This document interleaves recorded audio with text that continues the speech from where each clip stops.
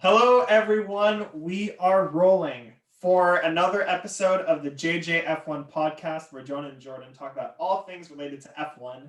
Today, we have a very interesting episode for you. It is our driver rankings. So, we are going to rank every driver on the current F1 grid from 20 to 1, 20 being the worst, first being the best. Jordan, are you ready for this episode? How are you feeling? How are your picks going?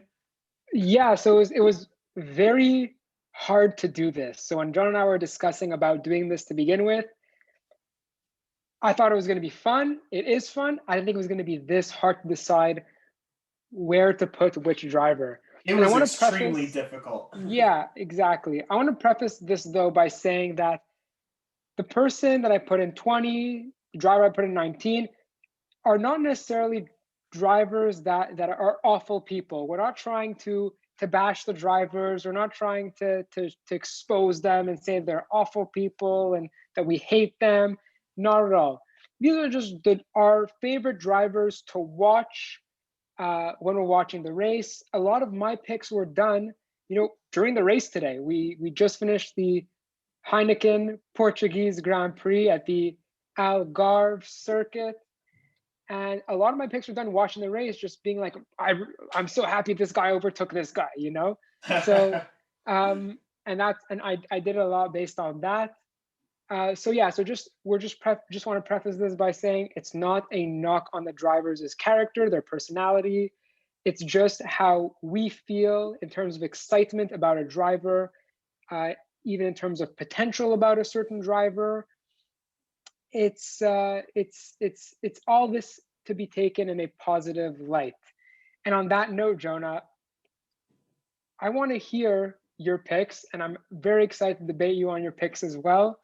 And the way this is going to work, guys, is that we're going to start off from number 20 all the way up to number 1. We're going to go through each of them, and I'm looking forward to seeing what you choose, Jonah. Let me I let's am kick it I off number am 20. not holding back. However, I do echo your statement that we are not trying to have personal knocks on these drivers. This is just what we think on how they race and how they perform. With that being said, my number 20 worst driver on the grid, according to my rankings, is Nikita Mazepin of Haas.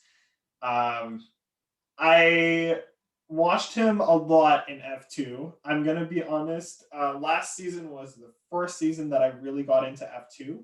And I don't think that Nikita Mazepin showed a lot of the prowess and of the racing aptitude that it took to be in F1.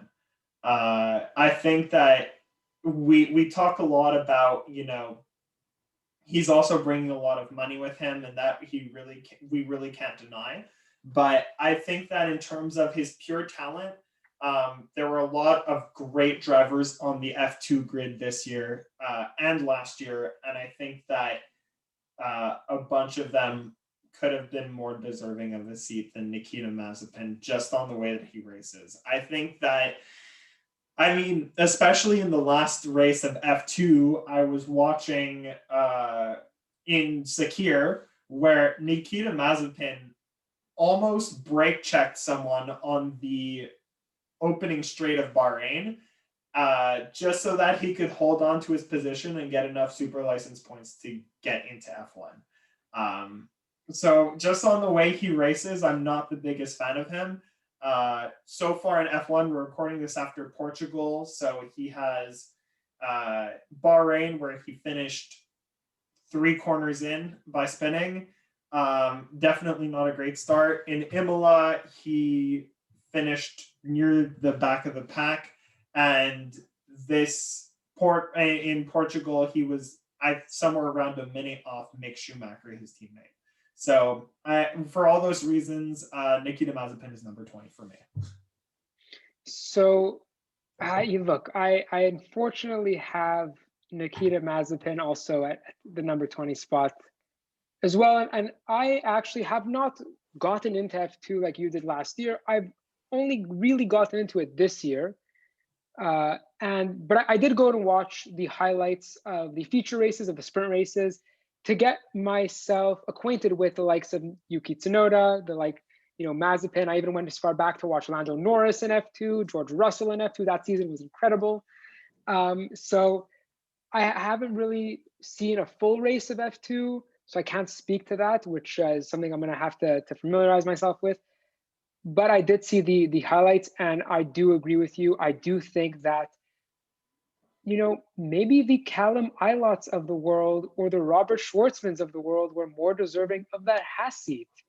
And I think that they had better drives than Mazepin did, and that's why I'm putting Mazepin at the 20 spot, because I don't think that he is fully deserving of that seat. Yes, he has worked very hard. It's very hard to be in karting as of a very young age. It's very hard to make it to F2 to begin with.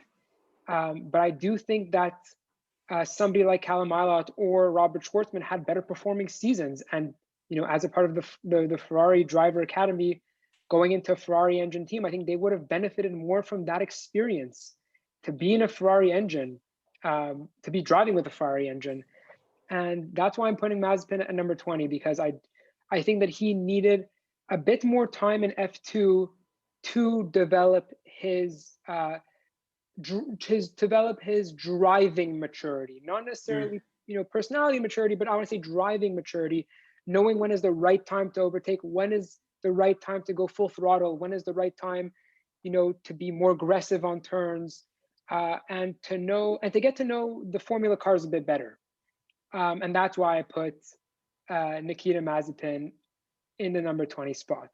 So I think that as of now, we're going to start seeing more discrepancies in our list. Yeah. And so that's why I'm very excited to hear number 19, Jonah. Jonah, you tell me, what do you got at number 19? What? Okay. I am ready. I don't think you're going to enjoy this, Jordan. But my number 19 driver is Fernando Alonso of Alpine. It's okay. Just because I think that I respect his decision to come back into F1. It is undeniable. He is a two-time world champion. He has showed that he can push uncompetitive cars into wins like he did in Ferrari. That being said, I'm not a huge fan of him, because I don't think that he should have come back into F1. I think that him competing in the Indy 500 was really cool. Competing in Le Mans was really cool. I think that I don't know. I'm not feeling Fernando Alonso's comeback into F1. I feel like it was a lot of Alpine getting really disappointed because Daniel Ricciardo left to McLaren and they needed a plan B, so they called up Fernando Alonso and he decided to come back out of retirement. That being said, I am willing to have my mind changed. I am once again not going to deny the fact that he won 2 world championships when Michael Schumacher was still on the grid. But I'm not feeling it right now. The way that he's raced for the last few years, whether it be in F1 this year with Alpine, it hasn't been stellar. And his years where he was outside of Ferrari with McLaren, I mean, yes, it was a really, really bad car, but that's besides the point. I feel like he's lost something, and that's why I'm putting Alonso at number 19. So I have Alonso in this area a bit higher up. We're going to get to that later, but I do see what you're saying. I went a little different direction with my number 19 pick. Okay. And the reason why I put Max Verstappen as my number 19 driver on the grid is because he is so good that I don't like it. Whoa. What? It is unfair how good Max Verstappen is. like I said in our race review podcast of the Portuguese Grand Prix, the way he's able to find slipstreams, the way he's able to take advantage of toes, the way he is able to drive that Red Bull is unreal. Now, I'm going to add another dimension to this. He is in this Red Bull environment that doesn't have the best reputation for being, let's say, the friendliest of environments in the paddock. And because they've gained this reputation because Max Verstappen is, not arguably, this is not really a big debate, is, the apple of Christian Horner's eye. Everything about that Red Bull car surrounds Max Verstappen, and that is unfair for the likes of Pierre Gasly, that is unfair for the likes of Alex Albon, and that is unfair for the likes of Sergio Perez. And because that toxic environment is created as a result of Max Verstappen's prowess, it makes me really not a fan of what's going on at the second garage on the paddock. It's making me not a fan so much of, the Verstappen culture. And it is all because he's so good that it just creates such a interesting tension at the Austrian drink racing team. I am so shocked right now. For those who are just listening, I've had my mouth open in shock since the second he said Max Verstappen at number 19. Okay, I understand where you're coming from, but we're talking about race skill here, right? I think that he should be rewarded a little bit more because of that. So yes, we are talking about race skill, but I also like to include a bit of culture, a bit of what I've seen behind the scenes. I watch a lot of McLaren All Access. I watch, the AlphaTauri's All Access version they have on YouTube. I've watched Drive to Survive, I think 3 times, 2 times, I believe I watched season 2. And and just reading a lot about what goes on in that Red Bull garage has me shooketh. It has me shooketh. So yes, if we're doing this list purely off racing skill, given his age, I'd put him at number 1. Yeah. But I'm also taking into account the culture that surrounds, the energy drink company that decided to put a racing team on the track. I agree with you, though, in the fact that Max Verstappen is a teammate killer, just on the fact that his entire Red Bull garage is based off his car. That being said, you want to talk about teammate killers? Fernando Alonso has killed a few teammates. He ruined Stoffel Van Dorn's career. And he left also. Exactly, and he left. So, all right, I'm going to get into my Max Verstappen comments later because, shocker, I don't have him around this area. But I want to see what you have at number 18. All right, so I'm actually going to do 18 and 17 at the same time because they're both in the same team. Okay. The 2 Alfa Romeo boys. I have Giovinazzi at 18 Giovinazzi at 18 and Kimi at 18 because I think they're the next 2 to leave F1. You think Giovinazzi is going to leave F1 too? I think Giovinazzi is going to leave F1 if he does not put on a show this year. If he does not have some, I don't want to say consistent points finishes, but let's just say every 3rd race a points finish, I don't think he's going to be given another chance for next year, because when you look at this Ferrari structure that they have going on right now. And their driver academy. Exactly. You have Robert Schwartzman and Callum Ilott who are creeping in. We saw Callum Ilott be a reserve driver this past weekend. They're amazing talents that deserve a seat in F1. They're nipping at his heels.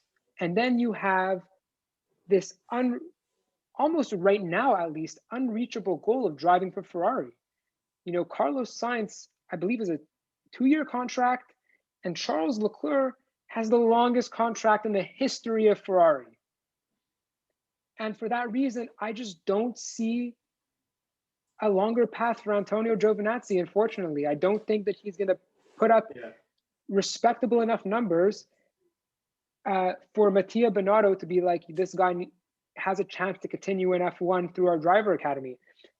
For that reason, I put Giovinazzi at 18. And then for the same reason, but at the same time for a different reason, because he's old, I put Kimi at 17 because it's time to in hockey we say hang up the skates. I guess it's time to put a steering wheel away. He's the most experienced driver on the grid. He's had his world championship. He has all the respect in the world from the Formula One community. It's also more of a hobby to him. It's more of a hobby to him. And that's why I think he's next to leave the F1 grid. And that's why I put Kimi and Giovinazzi in 17 and 18 respectively. Okay. You know what? I respect those decisions. One other thing that I could say on Giovinazzi for that point is that he is attached to this Sauber driver academy, and they're basically paying for his drive.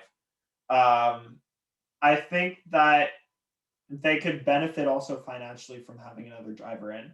I think Kimi Räikkönen has driven some great races. However, I agree with you. It's time for him to hang it up. Since you're doing 17 and 18, I'm going to do 17 and 18 at the same time, if that is okay with you, Jordan. So, number 18, I have Esteban Ocon of Alpine. So I put you put the two Alpha people in the bottom. I am putting my you put the Alfa Romeo people in the bottom. I put the Alpine people near the bottom. I don't understand how Esteban Ocon managed to come back from not racing for a year. I'm extremely shocked because he didn't do anything that really surprised me in Racing Point / Force India in his years that he was there. As well, he's a Mercedes junior, and I feel like apparently that's just the kiss of death for anyone's career. So I don't know. I'm not feeling Esteban Ocon. And number 17, I have Valtteri Bottas. And I have Valtteri Bottas at 17 because he clearly cannot do enough with the most competitive car over the last almost 10 years to beat his teammate at all. And I'm saying that not only recognizing that Lewis Hamilton is one of, if not the best drivers of all time, but also because there has to be some point where statistically it is impossible to be this mediocre in such competitive cars than accidentally be good more than when he actually is. To be fair, he's fighting for podiums as he should in a Mercedes, but I feel like he could do much more than that. So this is a very interesting take. And why I say this is because I actually have Valtteri a bit higher than you do. At the 16th slot, I put somebody that you already have. I put Fernando Alonso. Okay. So I was watching an interview about 2 weeks ago. They were interviewing him at Bahrain, and they asked him, you had your crazy accident. What was still the motivation behind you continuing this F1 journey? You did your IndyCar. You had this big accident before the season. They didn't know if he was gonna be healthy enough to drive really for the first race at least, and for testing. But he still had this motivation to come back and drive. And they asked him, why do you want to come drive? And his answer was because of the 2022, which were supposed to be in 2021, regulation change. And for some reason, I'm not so sold on Fernando Alonso's drive in coming back. I don't think that a regulation change is the main motivator for return to F1. It's not like he said, I have some unfinished business with Renault. I got my championships. I'm ready to do it with Alpine. I'm ready to show that this engine has something in it. I'm ready to show this car has pace. In the years before Danny Rick got there, it went up to third in the constructors. Or third or fourth, I'm not exactly sure. Fourth. But it went fourth. It was up there. So it's that. Plus, on the grid this season, I'm not seeing that oomph in at least the first two races, maybe a bit more in Portugal, but I'm not seeing that oomph from Fernando Alonso, especially in the qualifying sessions that I'm used to seeing. And for that reason, that's why I put Alonso at 16. Interesting. No, sorry, what were you going to say? No, I was going to move on to number 15, but I'm waiting to hear your response. So, no, I agree with you on that. It was a very respectable choice. That's all that I have to say. And I agree with you. I think that his comment on a regulation change definitely should not be the main driver of your return to F1 at 40-something years old. So that's what I gotta say. Yeah, look, it's not to knock on his views or the way he thinks. It's just that because that's his motivation, I don't see that translating to optimal performance on the racetrack. And that's simply why I put Alonso at 16. And yeah, Jonah, let's move on to number 15. We're getting higher up the grid. Well, we're getting out of Q3. I need to do my 16 first. Right, you're 16. Sorry. Yeah. Who'd you put at 16? I feel so bad for doing this. Honestly, everything between 16 and 4 could be interchangeable in my rankings. But number 16, I have Nicholas Latifi of Williams. And I think that he just in his junior career, he had no championships to his name. In any point of his junior career. The closest that he came was being runner-up in F2. The runner-up in F2 last year currently has a reserve spot, and number 3 in F2 has a drive for AlphaTauri. But they showed their major talent in their junior careers before that. Nicholas Latifi, on the other hand, his best finish in a championship was second. And I think that his year last year showed that maybe picking him wasn't the best idea yet. If you let him in F2 for one more year, he probably could have won, just because he had more experience in that car. However, I think that Williams were really cap-strapped, and the money that Nicholas Latifi brings definitely helped them stay afloat. I don't think, though, that his racing in his previous career, junior career, and his current F1 career are enough that the money that he brings justifies bringing him in too early. And this is probably going to be extremely hypocritical for another person that I have on this list. So, yeah, I think I know what you're referencing. I actually put Latifi a little bit higher, and I'm gonna say why later on. But to touch your point, there's a lot of controversy in F1 about pay drivers. It is a massive controversy, and if you guys would like us to cover it more in depth, I'd gladly do that, because it's actually one of my favorite topics to talk about, because of the controversy around it. So just to echo your point, when we're talking about him getting the drive last year in 2020, I actually really wanted them to keep the seat for Robert Kubica.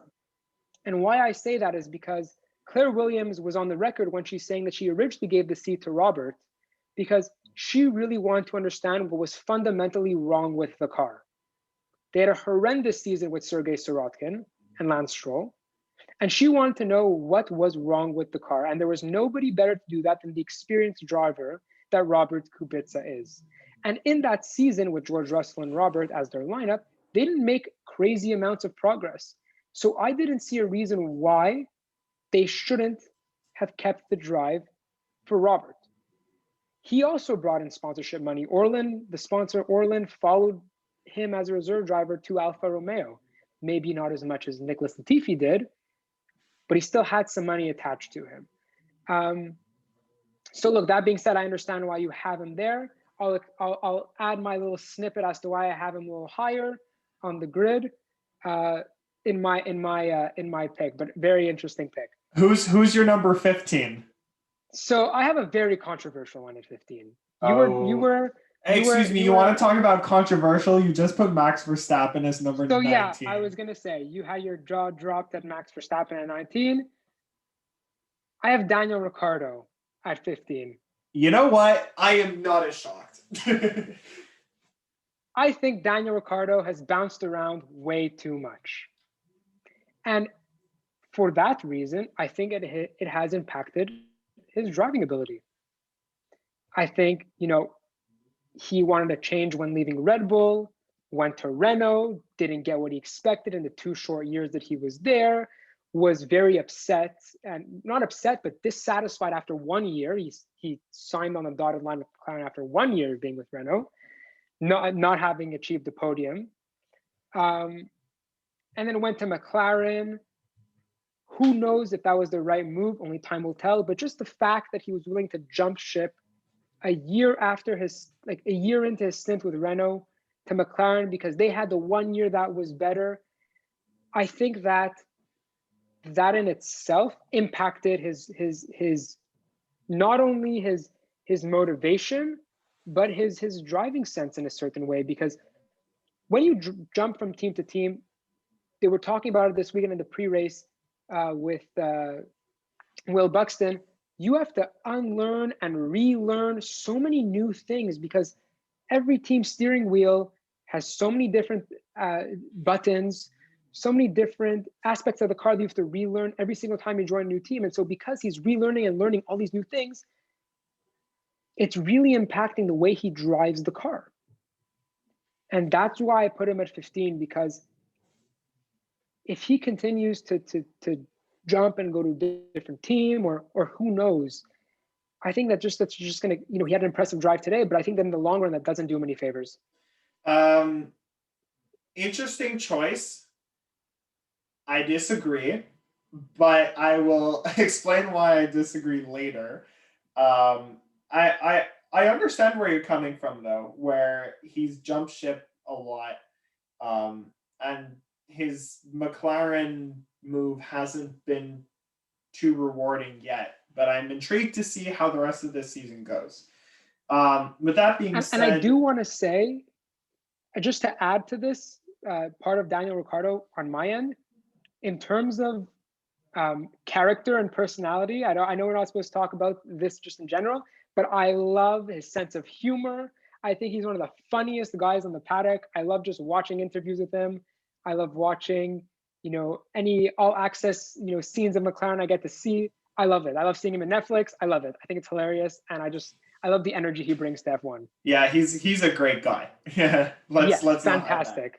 Okay, so number 15, I have Antonio Giovinazzi. You talked about him earlier. I'm not going to say a lot more, just that he doesn't wow me. I don't think he's put enough good drives in that Alfa Romeo, especially where now the Alfa Romeo could genuinely fight for points on a mostly regular basis. Even when the Alfa Romeo car wasn't that good, I feel like he didn't do a lot to wow me in the opportunities that he had, except for maybe in Turkey where he qualified P9. Otherwise, he doesn't wow me as a driver. So that's why I have Giovinazzi at number 15. So like I mentioned, I have him earlier in my grid. Here's where I put Nicholas Latifi. I put him, I think, 2 slots higher than you did, solely for the fact that he's Canadian. I'm not going to hide it. I like to support the Canadian drivers. So this is number 14, right? This is number 14, essentially. I like to support the Canadian drivers. I also am a really big fan of the Williams team in general. I think the Williams team is a historic team on the grid. I love the fact that they named their cars the FW for Frank Williams. There's just a sense of class when you think of the Williams name, and I love hearing it. I put Nicholas Latifi here because, like I said, I spoke about before about Robert Kubica and how I think that he should have kept the seat to fundamentally to help find fundamentally what was wrong with the car. But I also put him here because I also think he's, he might be soon to leave F1. Jonah and I have spoken about this before this podcast was even an idea, of how Williams has, a great system in that they have 2 really good reserve drivers right now in Jamie Chadwick and Roy Nissany. And for whoever knows me, knows this about me, Jonah definitely knows this about me. I'm a big fan of Roy Nissany. He's not accomplished much.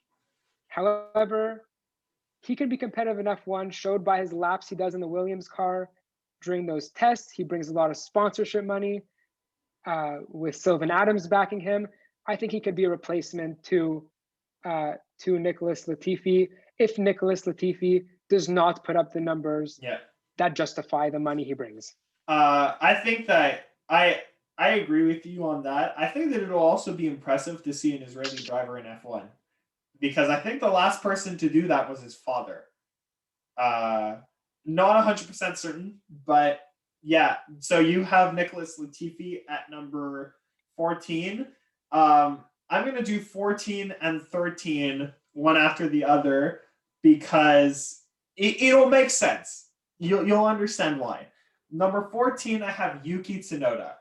And I am not saying this because I don't like Yuki Tsunoda. I saw him race last year near the end of the season in F2, and he drove like a man on a mission.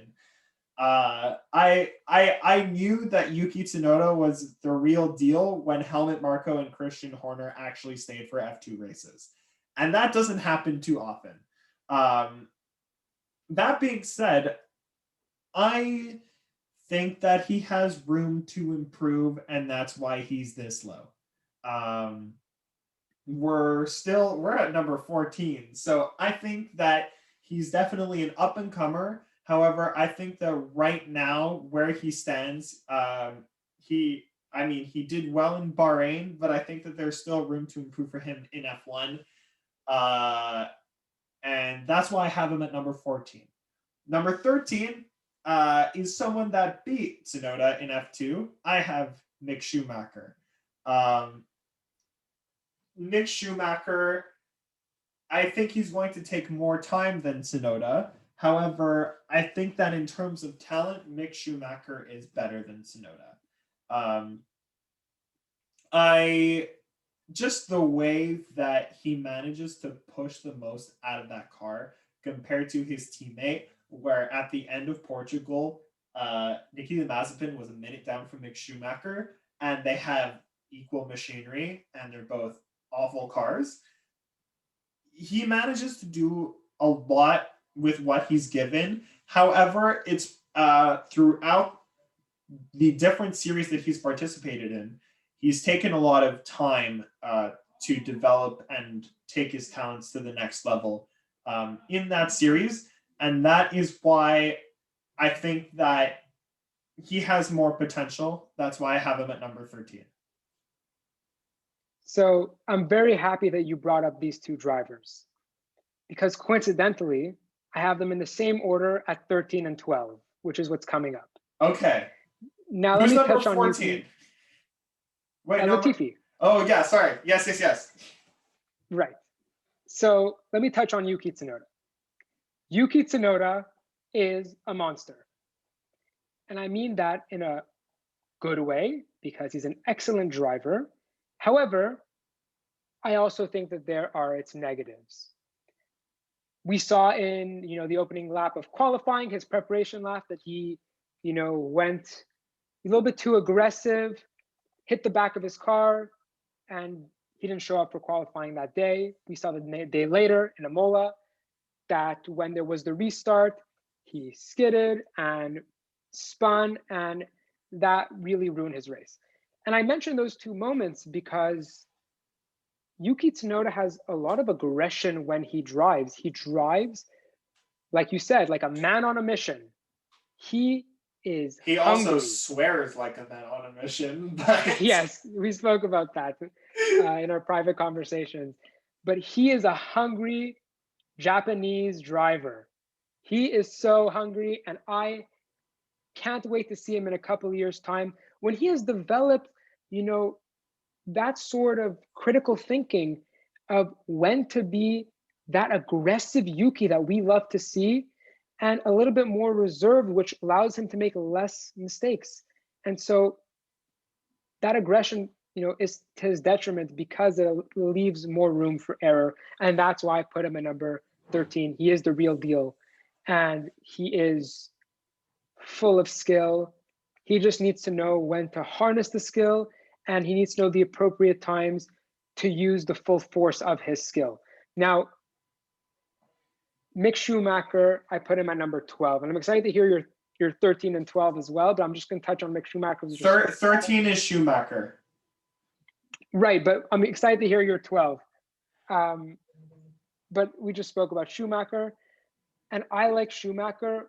He has the Schumacher name. I like his number, how he interpreted it as 47 for Michael, which I think is great. I really hope Michael is getting all the rest he needs, and he's getting healthy, and I wish his family all the best.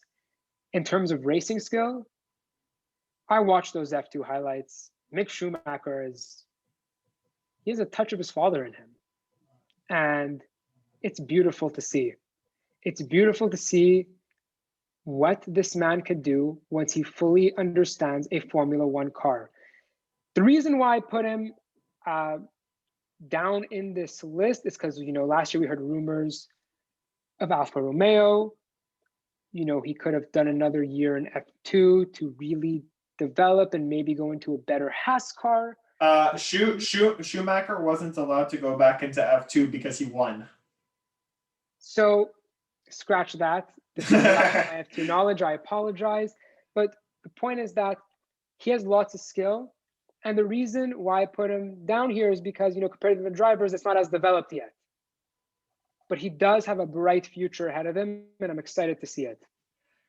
Okay. 12. You're not going to enjoy this. Personally, I feel bad doing this, but I'm going to stick by my word. Number 12 is Lando Norris. Yeah. I know you're probably gonna get slightly mad at me, but here's why. The man has proved his worth. However, I feel like there's some sort of consistency that's missing from him at some points. That doesn't mean that I don't like him. I think that he has definitely shown his worth this season by being third in the drivers' championship. So far. However, I feel like there's something in him where if something goes wrong, he will not be happy about it, and it'll screw up his entire race rather than keeping his head down and pushing through. Yeah, I don't know. I'm not a huge fan of. I like Lando Norris, but I think that he's this low on the list also because he's taken advantage of a great car that was given to him since he was in his rookie season, and if he works harder to just keep that focus for in the case that anything bad happens, he could definitely be higher up on this list. But that is why I have Lando Norris at 12. So I'm going to touch on Lando Norris later because I have him higher up. Not so higher up, but I have him higher up. I love Lando. I think Lando's a fantastic guy. I watch his Twitch streams, from time to time. Not all the time, from time to time. I think he's a great guy. And I think Lando's a great personality to have on the F1 grid. So I Yeah, don't personality think he should wise, look. In terms of driving ability, I don't think he should be this low. I really don't. I think that yes, was basically born into F1 with a car that was able to put some good performances on. I do think though, in terms of driving skill, which is kind of why I put him I kind of put him near George Russell actually, because, we can talk about, the car and their actual performance, but we kind of really have to focus on their performance relative to the car. correct. And so I put Lando a little higher up because I think that in terms of pure driving skill, he's the real deal. Yeah. Okay. I respect your decision. Then I'm going to go into more detail then. Who's your number 12? I spoke about Mick Schumacher at number 12, and I'm going to Oh, sorry, 11. And I'm going to preface this by saying that no one will like my number 11, and no one will really understand fully because I only understand it. Number 11. I put the 7-time world champion. I knew it! Lewis Hamilton, the other Brit on the F1 paddock, in number 11th. And I think Lewis Hamilton is the greatest of all time. I think Lewis Hamilton deserves to be the winningest F1 driver. Is that a word, winningest? Yeah, winningest is a word, don't worry. The winningest F1 driver in history with 97 wins and 99 pole positions. As of the recording of this video. As of the recording of this podcast, he is fantastic. I just think it's time to change it up a bit. And that's the reason why he's at number 11 is because there's more potential on the grid than Lewis Hamilton, because how many years does Lewis Hamilton have left in him? Let's say, for example, he wins his 8th this year. Do we think Lewis Hamilton's going to re-sign for another year? Or is he going to say, I've done all I've wanted to do. It's time for me to skedaddle and enjoy my retirement. Maybe go on Sky News like Nico Rosberg and help with the commentary. But Sky Sports, I mean. Yeah, that's why I have Lewis there. Interesting. And look, I agree. It's a little early for us to be talking about Lewis, so we could dive into that more later. I understand where you're coming from. That doesn't necessarily mean that I agree with you. Look, I don't know how many years Lewis Hamilton has left either. That being said, we're recording this after our race review of Portimao, and he smashed it. And he completely left his teammate in his wake, and showed that he really is a man on a mission, a man in a league of his own. And there is no year that he has shown it more, probably this year and like 2008, where he showed that he could really push it when he needs to. Also maybe in 2016, but he ended up losing. Anyways, number 11, I have Carlos Sainz. I think that Carlos Sainz is a great driver and that he has managed to push the most out of the equipment that has been given to him since the beginning of his career. He started off in Toro Rosso, which is now AlphaTauri, and then he moved to Renault, and then he moved to McLaren, and then he moved to Ferrari, and he has shown that he deserves to stay in F1 regardless of the fact that he's bouncing around different teams, because he's had success relative to the car that's been given to him at all of the teams that he's been in. And I think that him and Ferrari is hopefully going to work out. I think that he's going to get another podium this year. And I put him above Norris because he has had more opportunity to show his strength in different cars that have been given to him. So that's why I have Carlos Sainz at number 11. I'm going to add on to that because I have Carlos Sainz at 10. Okay. So we have him in the same ballpark. Yeah. And I think, a lot of who Carlos Sainz is kind of the same as Daniel Ricciardo.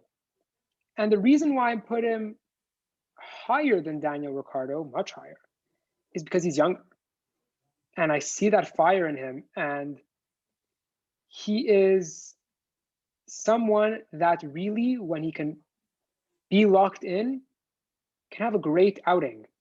And, I touched on it with Daniel Ricciardo. I spoke about how when you leave from team to team, you have to learn and relearn many new things.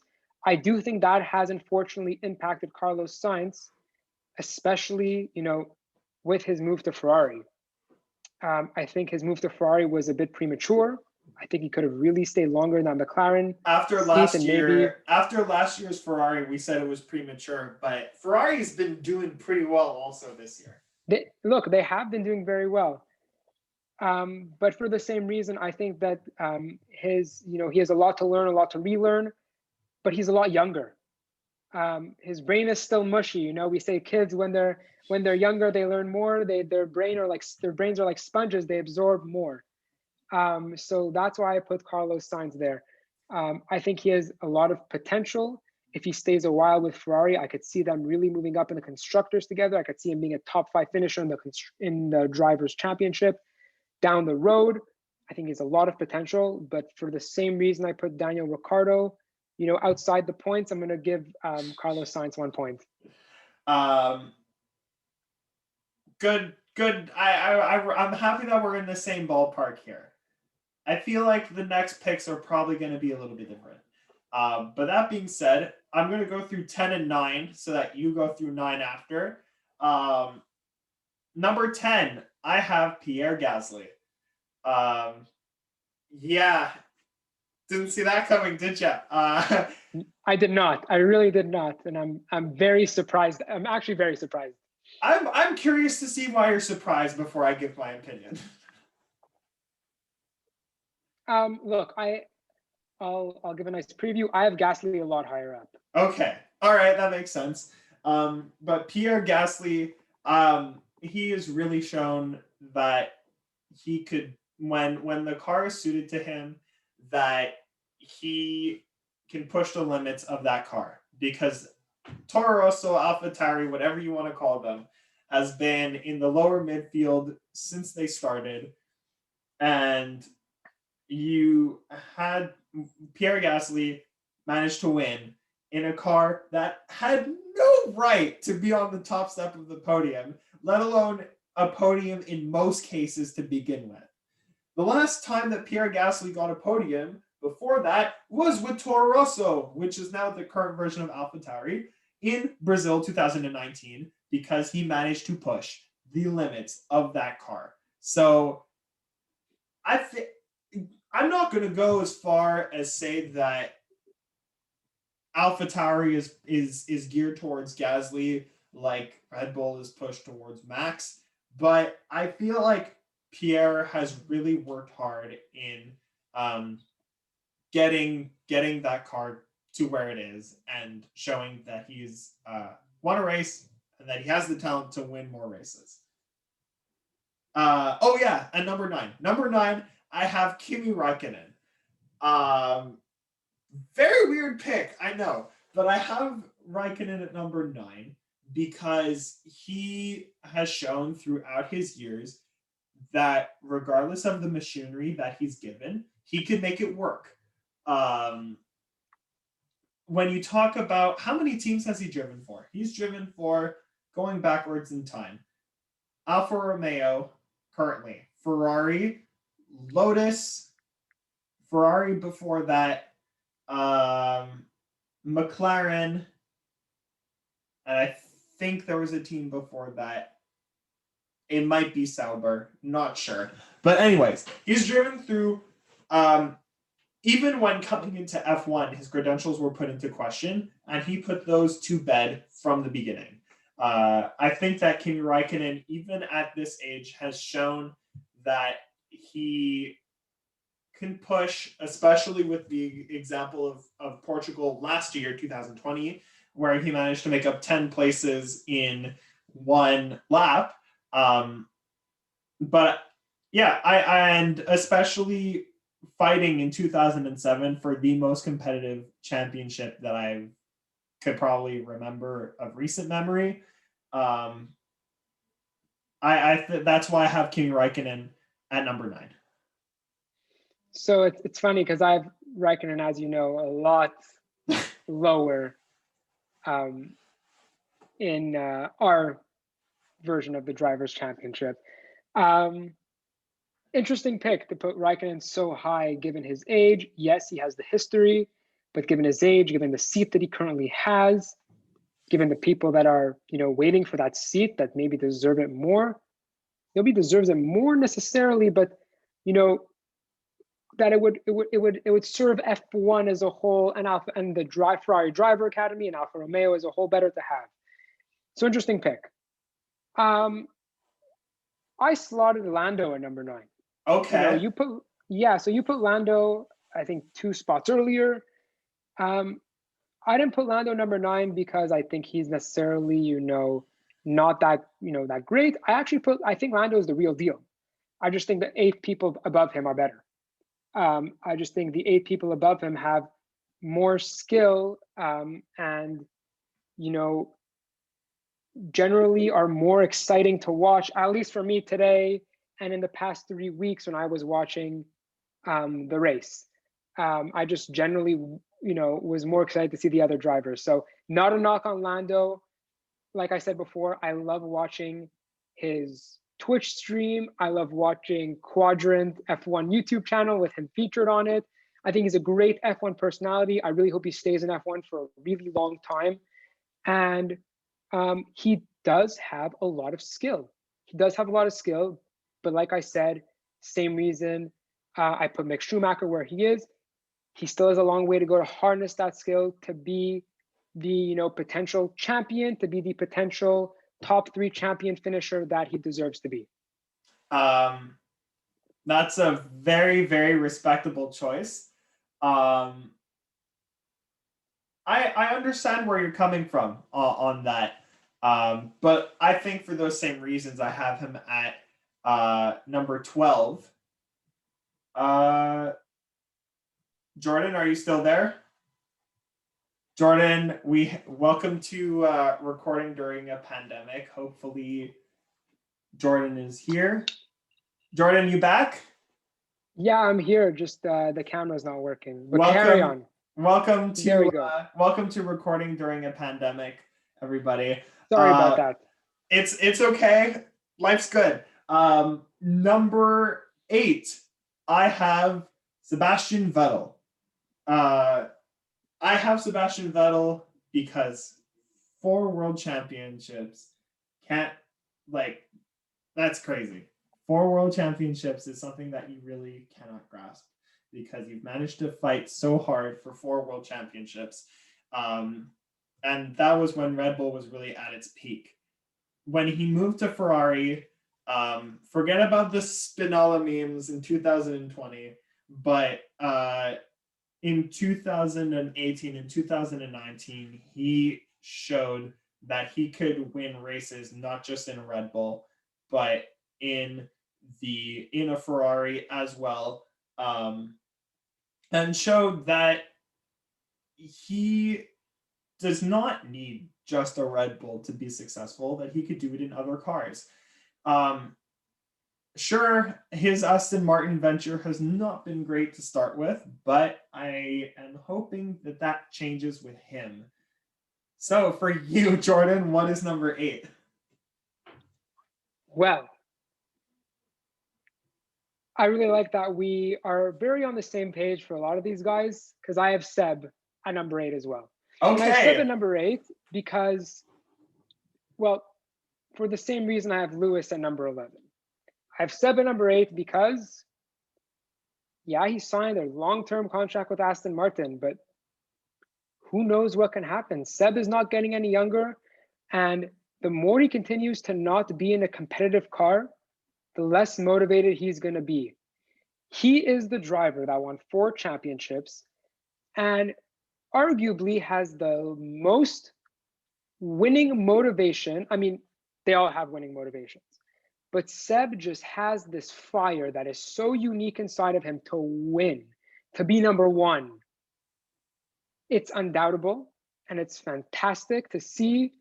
But unfortunately, as the seasons go by and as Seb becomes lower in the gets, starts to be lower in the standings as the seasons go by, he's not going to have that oomph anymore. He's not going to have that desire to be in an F1 car. And who knows how many years of Seb we have left. He could easily pull in Alonso, where he's given a terrible car like a McLaren, and because of that reason, he decides to leave because he doesn't see a point in it anymore. And that's why I have Seb at number 8. He has a lot of skill. I just don't know how much skill is left in the tank. That's what I'm scared about too about Vettel is how many years does he have left? I mean, hopefully that they're good years with Aston Martin because we like that team very much. And with that being said, though, what is your number 7? We're getting towards the end here.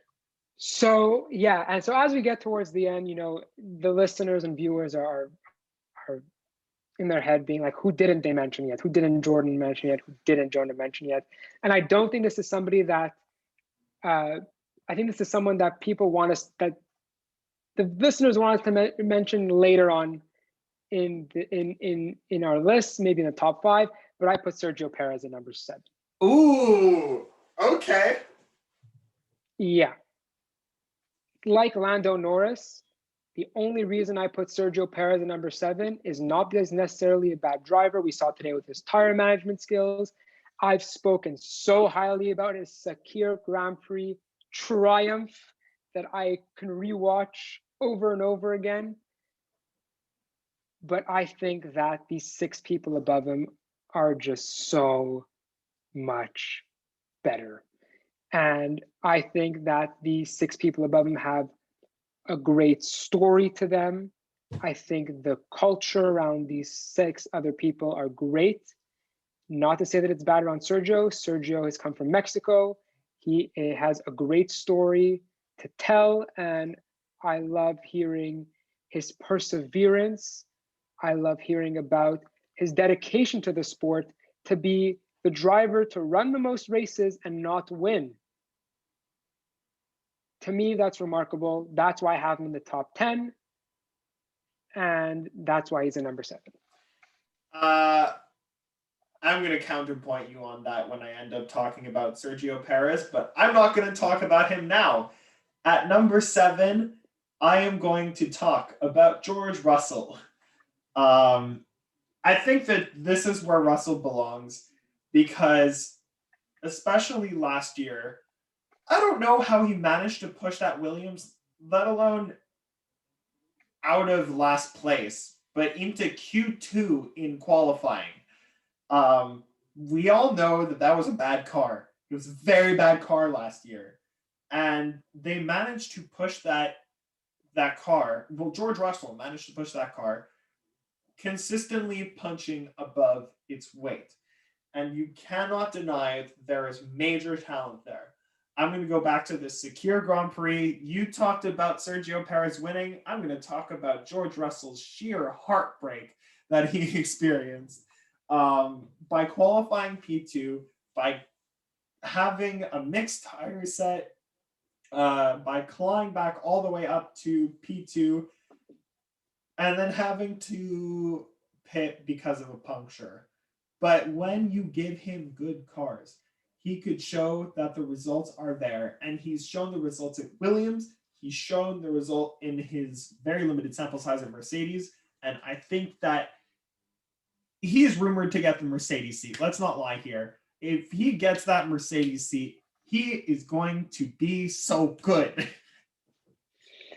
I love that you brought up Mr. Saturday. I have him at number 6. Okay, One spot above. so In the same we're ballpark. going here. We're good. We're good. Look, Mr. Saturday. They don't call him that because it's fun. They call him that because it's true. He is on another level.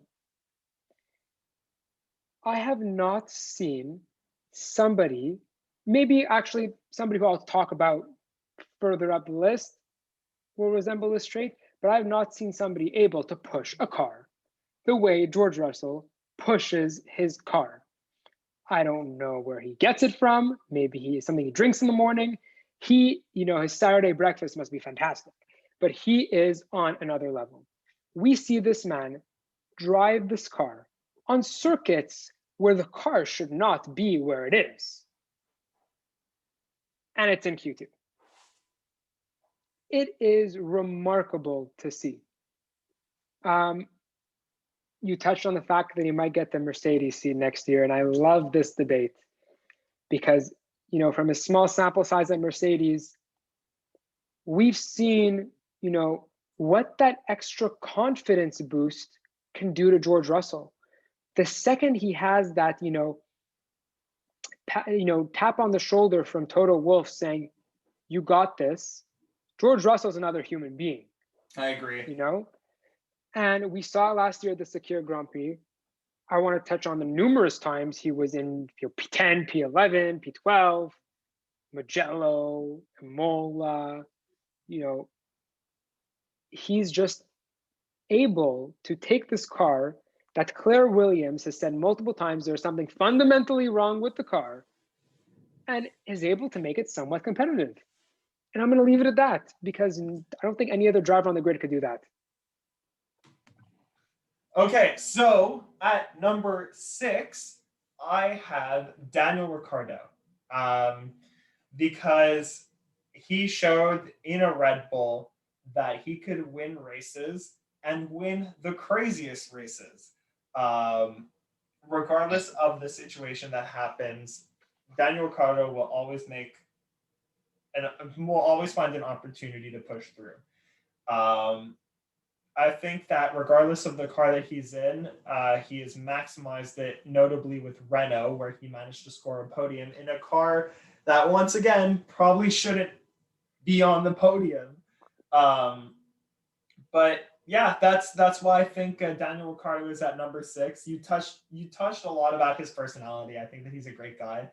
But yeah, that's where I have Daniel Ricciardo, number 6. Yeah, so I love how we are starting to have drivers that I ranked, outside the top 10, showing up in your top 10, and showing up 10 places above where I put them, which is very interesting to see. And yeah, I explained why I have Daniel Ricciardo so low. I don't think that he has that Red Bull fire. I don't think that he has that Red Bull potential that he. I don't think he has what he had at Red Bull, essentially, because that was a fundamentally different car than what he had to learn about once and learn about his at his time with McLaren. So I don't think it's translatable, his time at Red Bull to his other drives. I disagree, and that's why I have him at number 6. Great. Well, I'm glad that we can also have some moments where we disagree and also agree. But now we're gonna have another moment where we disagree, because you've already mentioned Valtteri Bottas a while ago. Yeah, very, very long time ago. Yeah, and now I'm gonna mention him. We're gonna talk about him again, because I think that Valtteri Bottas has the potential to be somebody that we've never seen before. I so disagree with you, but anyways. And there is this key, and this key is called confidence. If you give Valtteri Bottas this key, he can do anything he wants.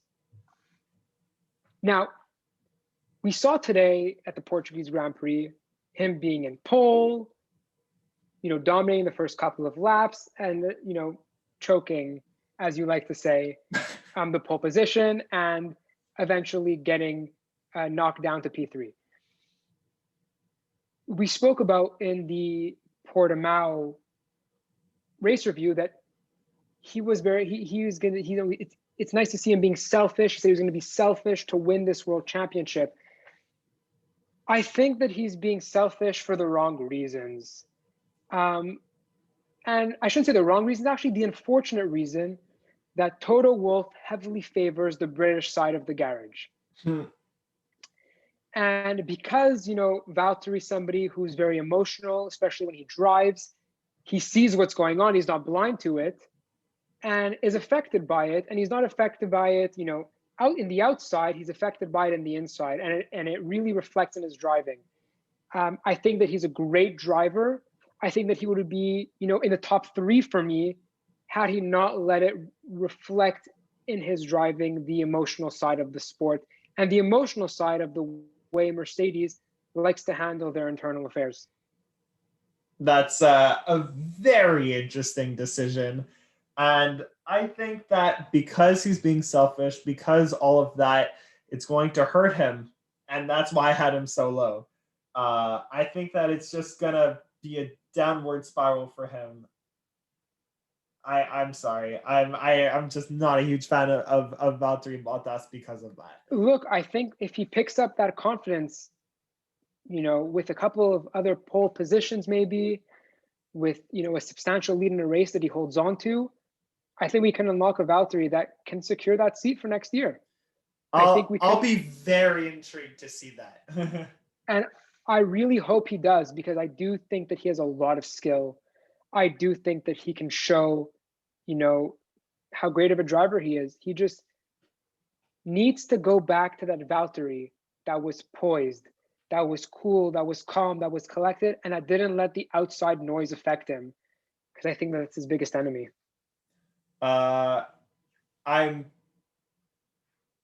We have very different opinions on that. So you have Valtteri at number 5. I have Charles Leclerc at number 5. I'm going to highlight specifically what happened to him last year, where that car was so bad. And I mean, for Ferrari standards, and he managed to push that car to where it definitely should not have been. That is for the same reason that I have George Russell this high. That is why I also have Charles Leclerc that high. He has proven that he can win races in normal circumstances, that he can get poles in normal circumstances. And I think that there is a bright future for him if Ferrari gets their car to a championship level. I don't have a lot to say past that because his talent is there.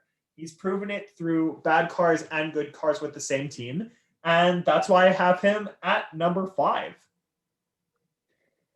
Let's talk about Charles Leclerc, because I have him at number 4. Also, I have him at number 4. Actually. Okay. And I put him at number 4, not because of what he's shown this season so far, but what he's shown in 2020 and what he's shown in 2018.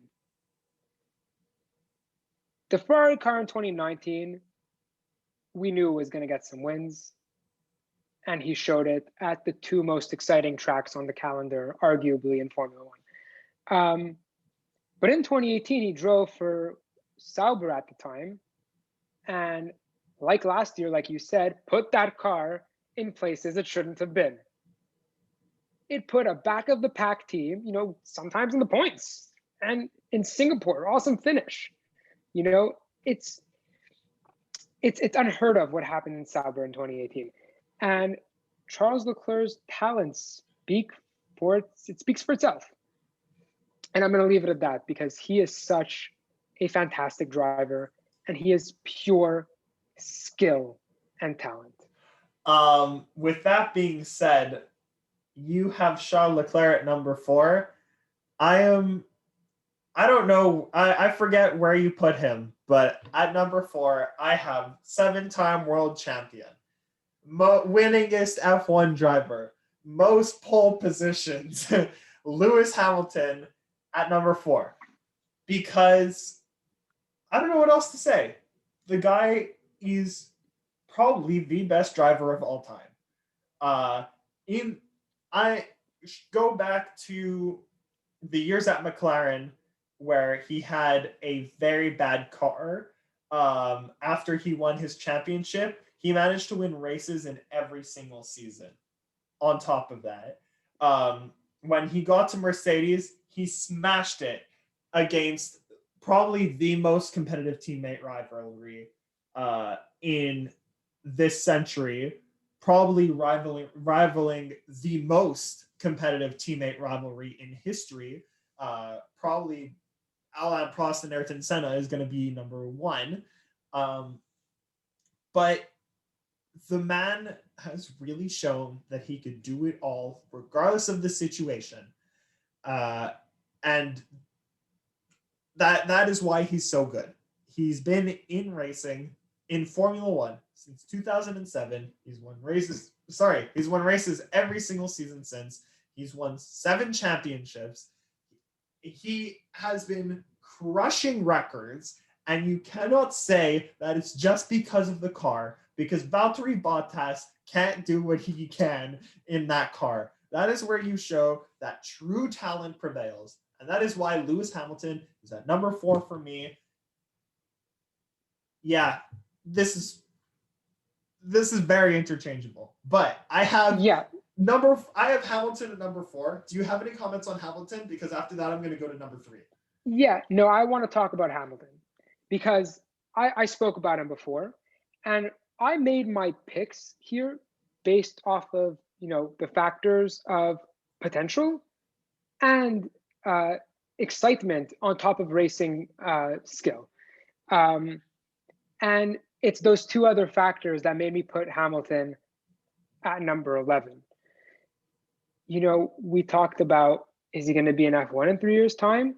But not only that, is that we saw the Portuguese Grand Prix today. We saw his 97th win, and we saw David Croft, not be so excited. Not that he wasn't excited when he won the race, but it wasn't as hype as when Pierre Gasly won. It wasn't as hype when a Charles Leclerc won.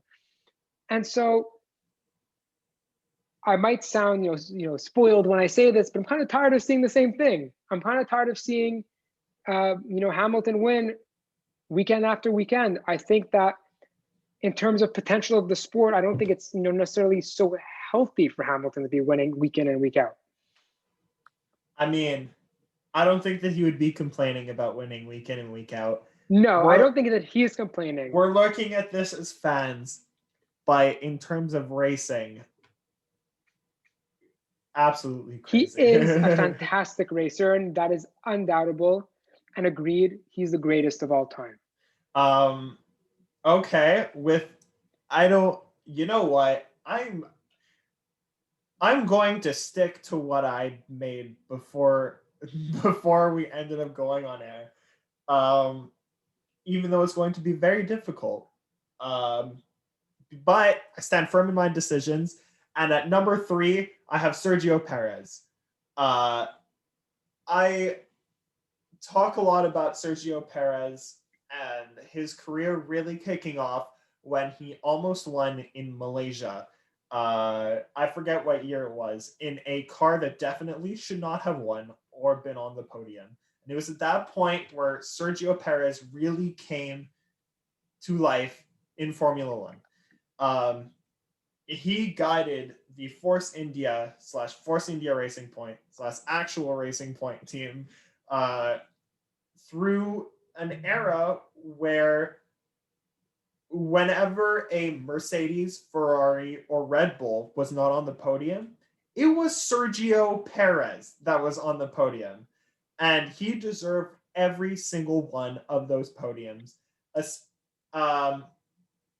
Especially, and I think that the icing on that cake has to be the Secure Grand Prix victory. I am very curious. I hope that he puts in podiums and I hope that he wins in Red Bull because he really does deserve it. And one thing that I could talk about for Sergio Perez, but also for Lewis Hamilton, is tire management. Um, the man can work his tires like a madman. We saw it especially in Portimao, where he was on tires for 55 laps out of 66. I don't know how he managed to do it, but he did. Um, and that is why Sergio Perez has pushed the max of every single car that he's gotten into. Um, and that's why he's at number 3 for me. So, what is your number 3 and what is your number 2? Yes, so we're going into the podium places now. My number 2 and 3 are the French drivers on the grid. I have Pierre Gasly at number 3. And you touched on this before. I think Pierre Gasly, like Charles Leclerc, like George Russell, is able to push a car that's supposed to be, 4th worst on the grid. It's supposed to be the junior team for Red Bull. He performed better last year than somebody in a Red Bull seat. After the Italian Grand Prix, Red Bull and AlphaTauri had the exact same amount of wins. Oh my God, that's true. Which is crazy, until Abu Dhabi, which is crazy to think about. And I think that Pierre Gasly is pure talent. Now, I put him at number 3 and not number 2 or 1 because this comes with a big asterisk. This asterisk is that he has to be in a comfortable place. But when Pierre Gasly is given the tools, he has proven that he is deserving of the Red Bull seat. He has proven that he is one of the top 3 drivers on the grid, solely based off of the improvement he made in his driving last year throughout the entire year. He's able to overtake like nobody else can. He is able to put in qualifying laps in a car, like I said, it's supposed to be 4th worst on the grid, to P5 in 2 consecutive qualifying sessions. Yeah. Pierre Gasly, after dealing with all, and I really want to speak to this because to me, this is very important. And this is very important for my number 2 driver.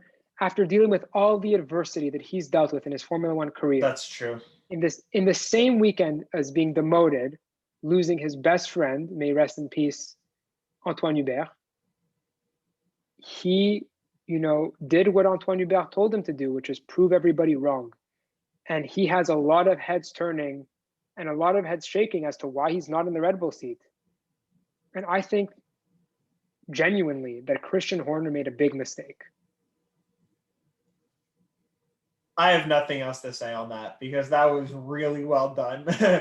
I think that you could speak more to Pierre Gasly than I can, but just but you talk a lot about being in a comfortable place, and I think that that's where we separate each other. That's why I have him. That's why I have him lower, is because he can only do that if he's in a comfortable place. Because for me, that asterisk, you talked about your version of the asterisk. My asterisk was his time at Red Bull. And you could put that into unfortunate circumstances because of the situation that he was in, being around basically a max guided team. But I still think that that's where we're separated on that. So Pierre Gasly, number 3. Who's number 2? And number 2, I was so surprised when you said this earlier, but maybe that's because of my fascination and being so impressed with this driver. I have Esteban Ocon on number 2. I am so impressed with him. And I'm not just impressed with him this year. I'm impressed with him since he was 13 years old. I had him at 18. I'm impressed with him since his karting days. He is the best rags to riches story, whatever you want to call it. For those who don't know, Formula One is a sport where the car is half of the athlete. The car is half of the show. And in order to get into the sport, you have to spend a lot of money to go through the karting days and owning your own go-kart, which is very expensive for those who don't know, to go through the karting days, win in go-karting, win in, the different Formula championships, Formula Renault, all the European racing championships, Formula 3. And, to do so, you have to have a lot of money. And I think this is very important that people don't talk a lot about this. Esteban Ocon's father was a mechanic.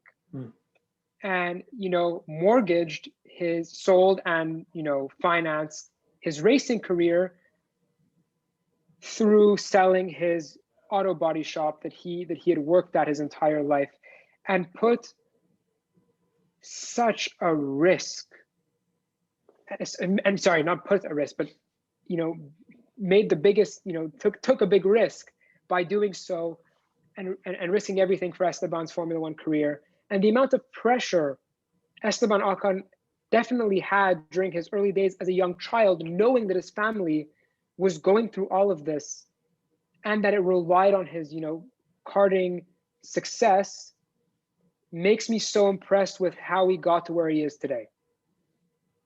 And I think that he is the most exciting driver on the grid. I am so happy when I see him overtake the people he overtakes.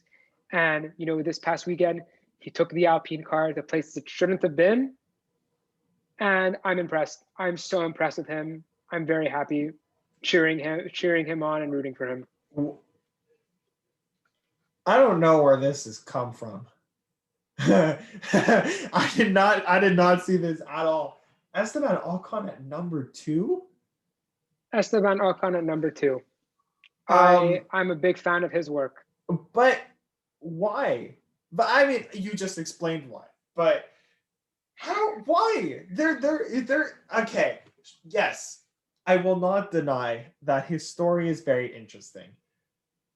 However, it's not like he's done a lot of things that really show this guy is the real deal in Formula One. With the opportunities that he's had. I mean, if you're gonna say secure 2020, I'm about to say that is the exception that proves the rule. But I don't know, man.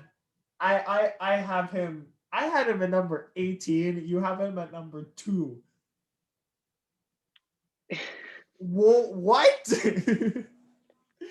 I want to, take a throwback to what Racing Point used to be. Racing Point had the reputation, before it was bought by the billionaire Lawrence Stroll, to be the team that did so well with so little. And a big contributor to that team was Esteban Ocon. He lost the seat not out of merit, but because, Lance Stroll was coming in, and we could talk about this for days, but he lost the seat purely because Lance Stroll was coming in. And that's where I'm going to leave it. Okay. I mean, I understand a little bit more, but I'm still very, very confused. But I respect your decision. Because this is what debate is. And we went from 20th until number 2, and number 1 is my number 1 favorite driver. Well, you didn't say your number 2. Oh, that's true. I didn't say number 2. And given who you didn't say yet, your number 2 is my number, maybe number 19? Yeah, I think so. Number 2, I have Max Verstappen. I thank you for catching me on that, because I definitely would have forgotten. It's very late. We've recorded. This is a long podcast. Congratulations. Number 2, I have Max Verstappen, because you want to talk about Lewis Hamilton being in a league of his own. Max Verstappen is really in a league of his own. I think that he could definitely be the next Lewis Hamilton, and this season could really be an indicator of that. One story that I heard about Max was that his father, when he was go-karting, his father put Max out on slick tires in the rain that shows that the man has acquired a talent to deal with any condition, any circuit, at any point in time. His career really took off when he ended up winning on his Red Bull debut in Spain in 2016. And from there, I think that he keeps getting better. We talk about Valtteri Bottas being selfish in one way. I think of Max Verstappen being selfish in a way that will really help him. And that is why he has so much room to grow already. He's been in F1 since he was, I think, 16 or 17 years old. And he's been in F1 for like 6 years already. I don't know. And he's only 23. Imagine what the future holds if Lewis Hamilton has won 7 championships at the age of 35. Max Verstappen is 23. Sebastian Vettel won his first championship at 23. I think that was the same case for Lewis Hamilton. I am ready for Max Verstappen to win a championship. And he will be the beacon of light that this sport needs. And I think that he's going to take over the light that Lewis Hamilton has as being the face of the sport. And that's why I have him at number 2. Now, I don't have Verstappen at number 19, not because of what you just said, because I see him also as being a future world champion. But the reason why I have him at number 19 is how he gets there, how he gets to that world championship. By destroying everything in his path. Exactly. And I don't think that's necessarily the most, exciting, best way to get there, by creating this environment in the Red Bull garage that really doesn't foster growth for anybody else. It's really, talk about selfishness, selfishness really in a negative way that's really just amplified by the environment around him that, for me personally, doesn't get me really going when watching a race. When I see him, overtaking, when I see him putting on a performance, I'm like, wow, this guy is so good. It's almost unfair. And it's unfair put on the Supermax soundtrack and you will understand. Yeah. So look, we have him in opposite spots, but maybe for the same reason. Yeah, I think so. And there's only one driver left to talk about. We both have him at number 1. And we both have him at number 1. I guess technically, if you exempt Lance, our real number 1s would be Ocon and Max respectively, which is actually funny because there's 2 different types of drivers, and very interesting that we had that debate. Number 1. But yes, my favorite Formula 1 driver to watch, the driver that I think has the most potential, and the driver that I think is the most underrated on the grid. I agree with you. Is Lance Shulovich, the boy from Montreal, Quebec, Canada. I swear we're not fanboys, everybody. Yeah, maybe. So I have him there because I think that mainly he's the most underrated driver on the grid. This is a Formula 3 champion we're talking about, and the year that he got into Formula 1 was a very controversial year. It was kind of the introduction of pay drivers in Formula 1, where his father, the billionaire Lawrence Stroll, the big bad wolf, put a hefty investment into the Williams F1 team to secure a spot for his son, which is, the introduction of paid drivers, as I just said. So that was very controversial because people were like, he hasn't been to F2. He has no business in F1. He only won a Formula 3 championship. He only did Formula 3. He's not experienced. He's only there because his father paid for him. Huge controversy. However, I do think that when you're that good in F3, and I want to highlight also the margin by how good he was in F3. He smashed it in F3. people don't even know. He smashed it. Not only did he smash it, but he beat, I don't remember, but current Formula One drivers that are currently on the grid. I think Latifi was there. George Russell was there. George Russell was there. Was Charles Leclerc there? Maybe. Not sure. I'm not sure, but he was in a league of his own back then. And I think for that reason, he is the most underrated driver on the grid. He showed it at his pole position in Turkey. He showed it with his 3 podiums he has in his career. I think he's fantastic. I think he's so young. I think he has the potential. And as a 22-year-old male from Montreal, I identify with him a lot. And Canadian boy that's bilingual, that grew up, in the same areas as he did. You resonate. Yeah, my number 1 is also Lance Stroll. I feel like to those who know us, this is surprising nobody.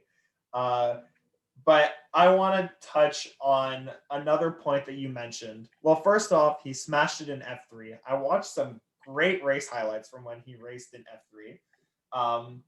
Let's not forget that he is the youngest rookie to be on the podium in F1 history. In the race in Baku in 2017, where he showed from the beginning that he deserved to be in F1.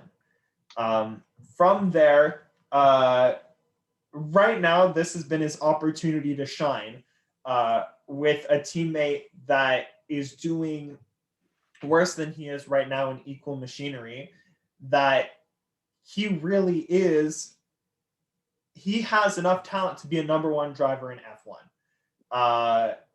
On top of that, he's proven that he is the master of difficult conditions, most notably by getting a pole in Turkey, by qualifying P2 in Monza,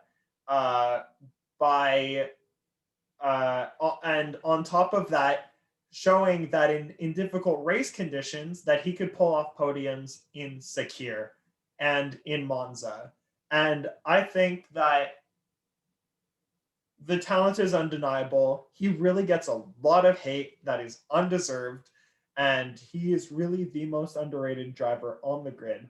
And Canadian pride, Montreal pride, he is also my number 1 driver on the grid. So we did it. We went through 20-1.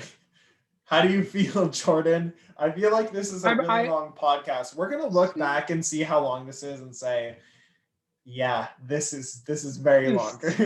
Yeah, this one's a long one, but this is a special occasion. Looking back, I see that, and I knew this while I was doing my picks. A lot of them were based off of their stories. I'm a guy that really likes to cheer for the underdog. I'm a guy that likes to cheer for the one that nobody expected to win, which is why I'm so fascinated by Sergio Perez's win in Sakir, which is why I love seeing, Esteban Ocon do really, really well. I'm the guy that likes to cheer for the underdog, the guy that's unexpected. And that's a lot of the reasons why I have, a lot of these drivers that Jonah put very low on his list, for me, very high. That's why I have Valtteri at number 5, because nobody really expects him to do much, but I think that he has a whole potential that needs to be unlocked even at his age. And yeah. Esteban Ocon, man, number 2 and number 18. Max Verstappen, number 2 and number 19. Yeah, we had a lot of similar ones, though. Seb was in the same ballpark. George Russell was in the same ballpark. Latifi, Tsunoda was in the same ballpark. So we've had some similar ones. But look, thanks, whoever listened to this point. We thank you for listening. We thank you for watching. I had a very good time recording this. I had a great time. I had a fantastic time. And next one won't be as long, and I'm looking forward to it. All right. That's all that I have also. Thanks for listening to this episode. Don't forget to like our Facebook page, tell your friends, follow our Instagram page at JJF1 Podcast, and we will see you for the next episode. Thank you. See ya.